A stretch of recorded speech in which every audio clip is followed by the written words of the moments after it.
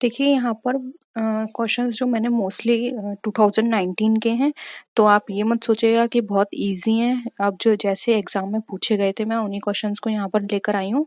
ठीक है, तो फर्स्ट है tangible assets do not include. अब जो टेंजिबल असेट्स है वो क्या इंक्लूड नहीं करती है इसमें, आपको ये बताना है।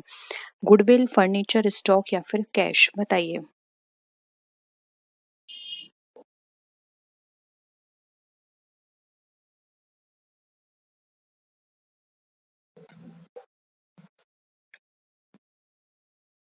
देखिए टेंजिबल असेट्स क्या होती हैं, जिनको हम टच कर सकते हैं, जिनको हम देख सकते हैं।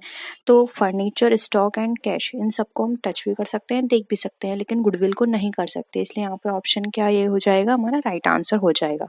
सिंपल था ये क्वेश्चन। सेकंड क्वेश्चन है the credit balance of personal account is. अब क्रेडिट बैलेंस जो है पर्सनल अकाउंट का वो क्या है, कैश इन हैंड है, अमाउंट रिसीवेबल है, अमाउंट अर्न है या फिर अमाउंट पेएबल है।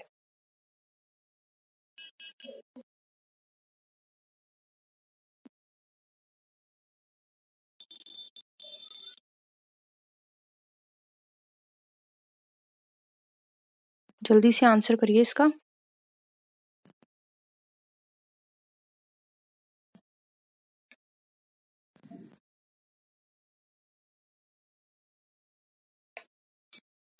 देखिए क्रेडिट बैलेंस पूछा है, तो क्रेडिट बैलेंस का मतलब होता है आपको कोई अमाउंट देना है। ठीक है, तो यहाँ पर देखिए ऑप्शन डी जो है वो राइट आंसर हो जाएगा, अमाउंट पेएबल। और अगर डेबिट की बात करते हो तो डेबिट का मतलब होता है आपको कुछ रिसीव करना है, तो वो हो जाता है अमाउंट रिसीवेबल। ठीक है, तो यहाँ पर ऑप्शन डी हमारा राइट आंसर हो जाएगा, क्योंकि यहाँ पर आपसे क्रेडिट बैलेंस पूछा गया है। नेक्स्ट क्वेश्चन है trial balance is. Trial balance क्या है? An account, subsidiary book, a list of final account.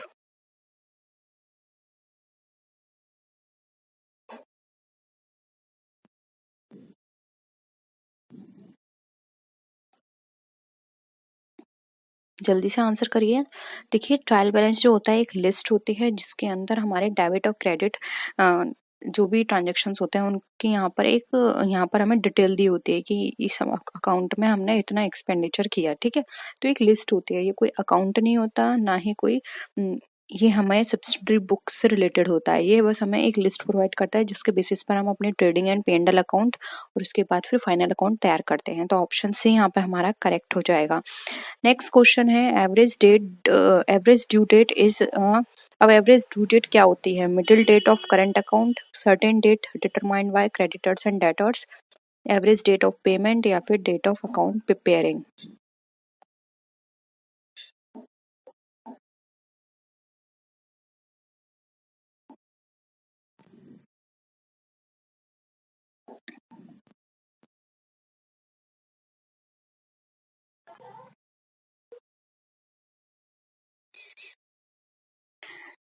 Answer करिए जल्दी से। देखिए एवरेज डेट जो होती है वो हमारी एवरेज डेट ऑफ पेमेंट बताती है, यानी कि ऐसी डेट जिस पर हम पेमेंट करें तो किसी भी तरह से दोनों पार्टी में से किसी की कोई भी। अब इसमें दो पार्टी होती हैं, एक होता है क्रेडिटर, एक होता है डेटर। तो किसी भी पार्टी की इंटरेस्ट का लॉस ना हो, क्योंकि अगर पहले पेमेंट कर देंगे तो किसका लॉस होगा? डेटर का। और अगर पहले यहाँ पर क्रेडिटर का फायदा हो जाएगा, और अगर देर से पेमेंट करेंगे तो यहाँ पे डेटर का फायदा होगा लेकिन क्रेडिटर का लॉस हो जाएगा। इसलिए बीच की डेट निकाली जाती है जिसको बोलते हैं एवरेज डेट ऑफ पेमेंट, जिस पर ना डेटर को कोई प्रॉब्लम होगी ना ही क्रेडिटर को। ठीक है, तो ऑप्शन सी यहाँ पे हमारा करेक्ट है। नेक्स्ट डेट है क्वेश्चन है which is the fundamental accounting equation from the following. अब इसमें फंडामेंटल अकाउंटिंग इक्वेशन आपको बतानी है।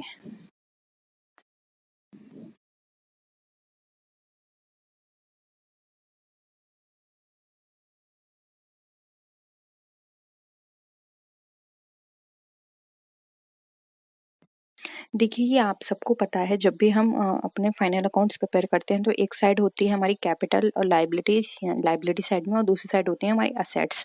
तो अगर यहाँ पर हम ये वाला इक्वेशन करते हैं तो ये रॉन्ग हो जाएगा। वो सॉरी सॉरी ये वाला इक्वेशन हमारा बिल्कुल सही रहेगा, लेकिन यहाँ पर ये वाला इक्वेशन हमारा गलत हो जाएगा, क्योंकि असेट्स और कैपिटल को प्लस करेंगे तो लायबिलिटीज इक्वल नहीं होंगी, और ये capital equal to assets minus plus liability, ये भी गलत इक्वेशन है। एंड ये भी इक्वेशन ये होती है, ये हमारी होती है लायबिलिटी साइड, और इधर होती है हमारी असेट साइड, जहाँ टोटल असेट्स होती हैं, और यहाँ पर हमारी कैपिटल होती है और साथ में लायबिलिटीज होती हैं। तो ये दोनों इक्वल होनी चाहिए, इसलिए यहाँ पर देखिए ये वाला फर्स्ट इक्वेशन हमारा बिल्कुल सही है, assets equal to liabilities plus capital. ठीक है, नेक्स्ट है types of crossing a checker. अब जो टाइप्स ऑफ क्रॉसिंग है वो कितनी तरह की होती है, आपको ये बताना है।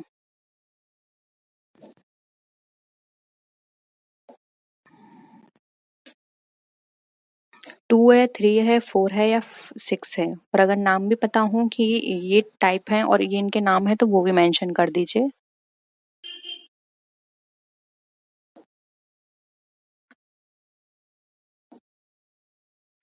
देखिए राइट आंसर है यहाँ पर, टाइप्स ऑफ चेक की बात करें तो वो है दो तरह की चेकिंग होती क्रॉसिंग होती है हमारी। एक होती है, हम बात करें तो जनरल क्रॉसिंग, और एक होती है हमारी स्पेशल क्रॉसिंग। देखिए जनरल क्रॉसिंग वो होती है जब अकाउंट के साइड में हम दो यहाँ पर लाइन करते हैं, ठीक है, 2 लाइन कर देंगे और फिर यहाँ पर बीच में क्या लिखेंगे, अकाउंट पे ओनली। तो ये तो हो गया हमारा जनरल क्रॉसिंग। और अगर हम बात करें स्पेशल क्रॉसिंग की, तो किसी भी चेक के साइड में जब हम 2 लाइन करते हैं और यहाँ पे किसी पर्टिकुलर बैंक का नाम भी लिखते हैं, तो वो हमारा हो जाता है स्पेशल क्रॉसिंग। ठीक है, नेक्स्ट है, विच ऑफ द फॉलोइंग में have both debtor and creditor balance, only cash column of cash book, only cash column bank column of cash book, both bank and cash column, या फिर neither bank nor cash column. बताइए।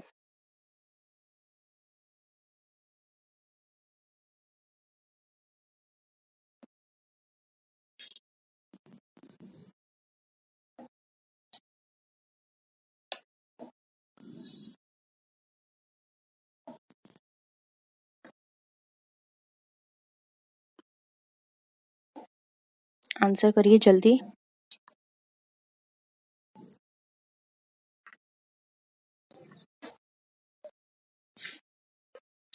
देखिए यहाँ पर अगर हम बात करें तो बी यहाँ पे हमारा राइट आंसर हो जाएगा, क्योंकि देखिए अगर यहाँ पर हम कैश कॉलम की बात करते हैं तो कैश कॉलम में सिर्फ उतना ही कैश होगा, मतलब जितना ही कैश होगा हम उतना ही तो यूज़ करेंगे, एक्स्ट्रा कैश तो यूज़ कर नहीं सकते।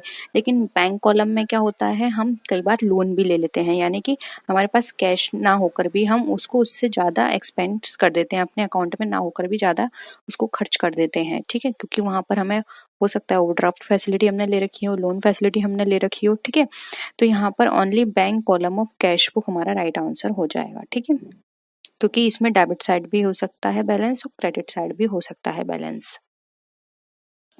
नेक्स्ट है, the lowest enclosure of filing is the file. बताइए लोअरेस्ट एनक्लोजर कौन सा है फाइलिंग का, फाइल के अंदर, wire filing, hanging filing, standing filing, या फिर both B and C.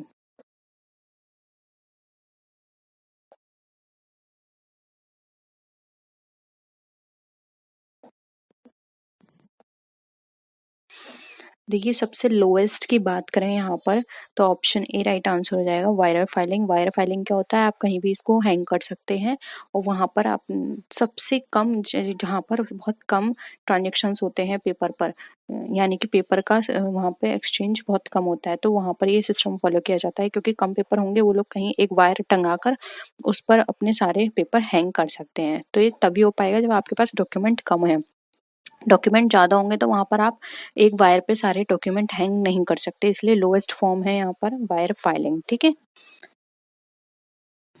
Next है, how many types of folder file, 1 2 3 and 4।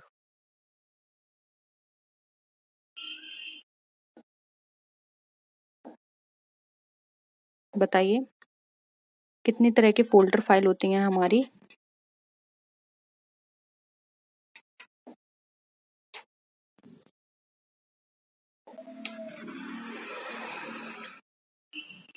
देखिए फोल्डर फाइल की बात करें तो 2 तरह की होती हैं। ठीक है, नेक्स्ट है, the ideal of filing depends on. अब एक आइडियल फाइलिंग सिस्टम किस पर डिपेंड करता है? कैपिटल पर, प्रोडक्शन पर, कंस्ट्रक्शन या फिर फॉर्म ऑफ बिजनेस पर?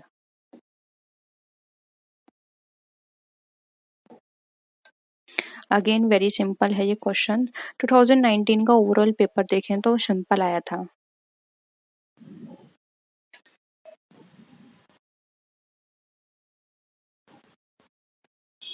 देखिए डी यहाँ पर राइट आंसर हो जाएगा, द फॉर्म ऑफ बिजनेस। जैसा कि मैंने आपको इससे पहले वाले क्वेश्चन में भी बताया था, जहाँ कम ट्रांजेक्शन्स होते हैं। अब कम ट्रांजेक्शन्स कहाँ होंगे? या तो कंपनी टेक्नोलॉजी बेस्ड है, यानी कि सारे वहाँ पे काम मशीन से होते हैं, ठीक है, पेपर वर्क भी मशीन के थ्रू होता है।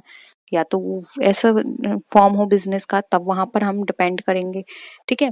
और कि कौन सा सिस्टम होना चाहिए, या फिर वहां पर सारा काम कैसा होता है, स्मॉल बिजनेस है, ठीक है। तो ये डिपेंड करता है बिजनेस का टाइप क्या है। तो हम आइडियल सिस्टम एक कोई एक पर्टिकुलर लेकर नहीं चल सकते, आइडियल सिस्टम सारे हो सकते हैं। नेक्स्ट क्वेश्चन पे आते हैं, which of the following is not a function of accounting? Options है keeping systematic records, option B है protecting properties of business, option C है maximising the result and option D है मीटिंग लीगल रिक्वायरमेंट्स। बताइए।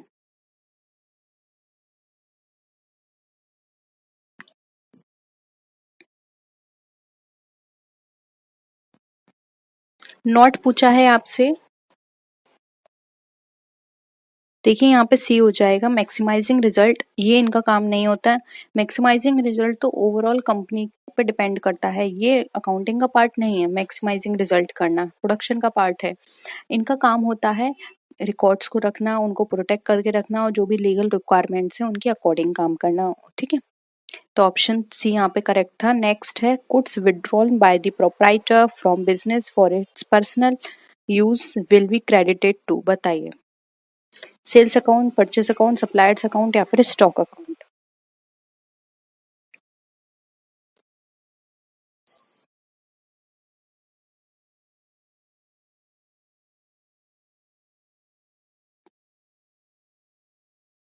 देखिए credit की बात पूछिए तो डी हो जाएगा, स्टॉक अकाउंट। क्योंकि हम ये एज्यूम करके चलते हैं कि उसने जो भी वहां से विड्रॉल किया है वो उन्होंने एज अ रॉ मटेरियल लिया है। क्योंकि यहाँ पे कुछ भी चीज ऐसी मेंशन नहीं कही है कि परचेज, और वो परचेज सेल्स सप्लायर्स ये हो भी नहीं सकता।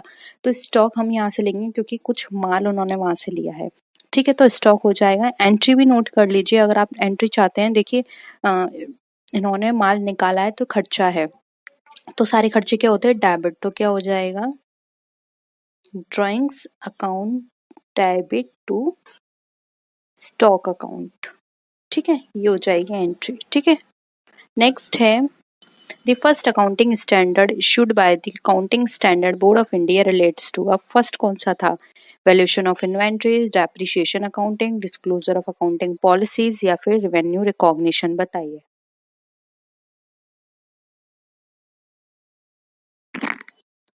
फर्स्ट की बात की गई है यहाँ पर।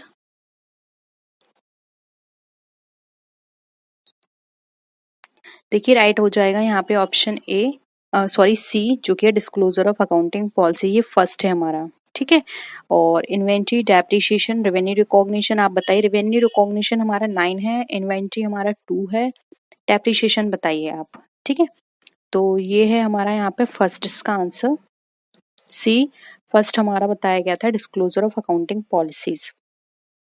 नेक्स्ट क्वेश्चन देखिए, accounting in modern age is regarded as the art of recording, classifying and summarizing the business transactions in monetary units. Second है हमारा the language of business. Third है the source of business information and D है हमारा all of the above. अगर हम modern age में बात करें तो अकाउंटिंग हमें क्या बताता है, या उसका मीनिंग क्या निकाल सकते हैं हम?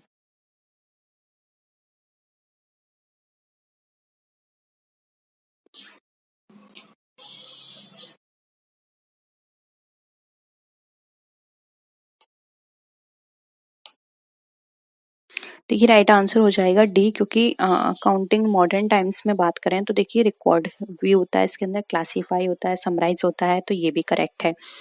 ये एक लैंग्वेज ऑफ बिजनेस भी कहलाता है, तो ये भी हमारा सही कहलाएगा। और अगर हम यहाँ पर बात करें the source of business information, तो ये भी हमारा बिल्कुल सही है, ये हमारा सोर्स ऑफ इंफॉर्मेशन का पार्ट भी है। ठीक है, तो यहाँ पर क्या हो जाएगा हमारा ऑप्शन डी, ये बिल्कुल सही है, क्योंकि इन सभी के अंदर हमारा जो अकाउंटिंग है उनका मीनिंग कवर होता है। और इस हिसाब से हम ये कह सकते हैं कि जो हमारा अकाउंटिंग है ये first point, second point and third point तीनों को कवर करता है, इसलिए ऑल ऑफ दी अबव हमारा बिल्कुल यहाँ पे राइट आंसर हो जाएगा। ठीक है, तो यहाँ पर आपको ये वाला क्वेश्चन समझ में आ गया होगा। नेक्स्ट क्वेश्चन पे आते हैं। देखिए यहाँ पर नेक्स्ट क्वेश्चन हमारा दे रखा है, नेक्स्ट है हमारा सीक्रेट रिजर्व्स में रिजल्ट इन। अब जो सीक्रेट रिजर्व्स हैं वो हमें क्या बताते हैं? Premium on issue of shares, profit prior to incorporation, dividend equalisation reserve, या फोर्थ है हमारा reserve created of profit on the sale of fixed. बताइए जो सीक्रेट रिजर्व है वो हमारा किससे निकलता है? हम इसमें से क्या चीज करेंगे कि हमारा सीक्रेट रिजर्व बनेगा? बताइए।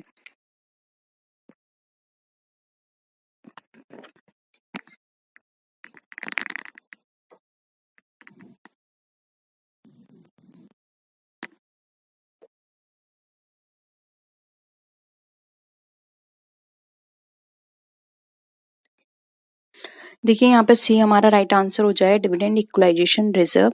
डिविडेंड इक्वलाइजेशन रिजर्व जो होता है एक तरह से ये हमारा हम इसको पूंजीगत संचय ना मान के आयगत संचय मानते हैं, क्योंकि इसके अंदर ये बताया गया है कि इसमें जो भी हम अमाउंट डालते हैं एज अ रिजर्व, हम इसमें इन्वेस्ट करते हैं या फंड हम इसमें डालते हैं वो हमारा, हम उसको सिर्फ हमारी जो डिविडेंड है उसकी रेट को फिक्स करने के लिए करते हैं, कि ऐसा ना हो किसी ईयर हमें लॉस हो और हम उस साल ना दे पाए डिविडेंड, तो इससे क्या होगा हमारा इन्वेस्टर के माइंड में हमारी इमेज गिर जाएगी। तो उसको बनाने के लिए सिर्फ हम ये रिजर्व रखते हैं, लेकिन जरूरी नहीं है कि रिजर्व यूज भी हो, तो एक तरह से सीक्रेट रिजर्व का ये काम करता है। ठीक है,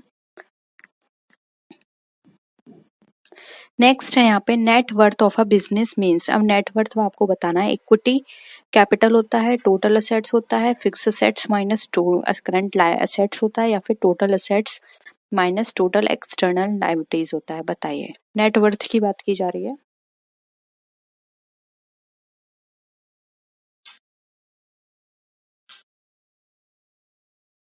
क्या होगा? देखिए डी यहाँ पे राइट आंसर हो जाएगा, total assets minus total external liabilities. ठीक है, नेक्स्ट है according rules procedure and method should be observed alike and should not be changed from year two year, this is called accounting conventions of. बताइए, यानी कि अगर हम rules procedure method change नहीं करते हैं सालों साल, तो ये हमारा क्या कौन सा कन्वेंशन कहलाता है? कंसिस्टेंसी, फुल डिस्क्लोजर, कंजर्वेशन, या फिर क्विन कंसर्न? बहुत ही सिंपल है, आप सब आंसर कर सकते हैं इसका।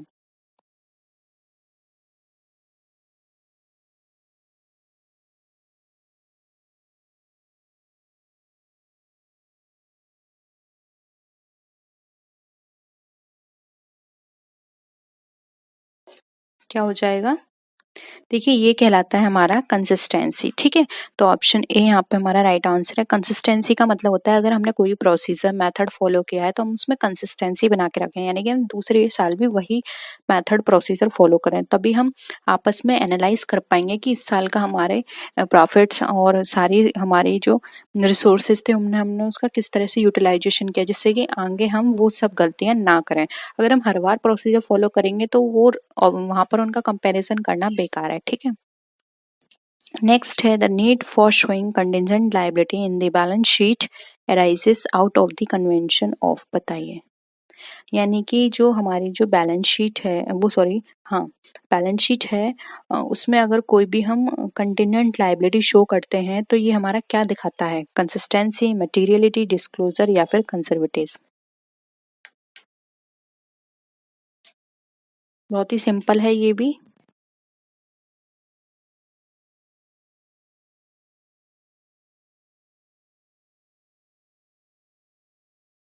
देखिए ये यहाँ पे इसका राइट आंसर क्या हो जाएगा? सी, डिस्क्लोजर। ये हमारे डिस्क्लोजर को शो करता है, यानी कि जो भी चीजें हैं वो यहाँ पर हमने क्या करी है, अच्छे से डिस्क्लोज करी है। ठीक है, नेक्स्ट है the entity concept of accounting is applicable to. अब जो एंटिटी कॉन्सेप्ट है वो हमारा क्या यहाँ पर बताता है, ठीक है, वो हमें यहाँ पर बताना है। एंटिटी कॉन्सेप्ट बताइए, sole proprietorship concern, partnership firm, joint stock company या फिर ऑल ऑफ दी अबव। बताइए क्या लगता है इसका आंसर आपको।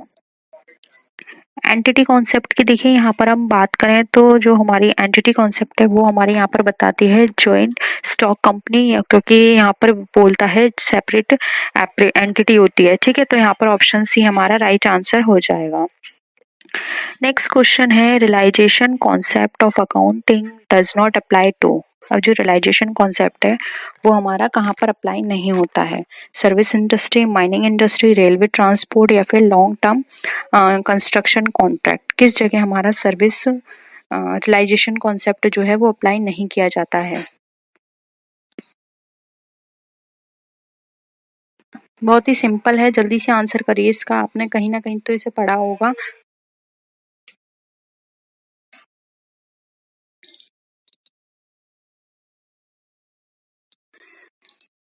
देखिए जो रियलाइजेशन प्रिंसिपल ऑफ अकाउंटिंग है ये हमारा कहाँ पे फॉलो नहीं होता, ये हमारा लॉन्ग टर्म जो कंस्ट्रक्शन कॉन्ट्रैक्ट्स होते हैं वो यहाँ पर फॉलो नहीं किया जाता है, इसलिए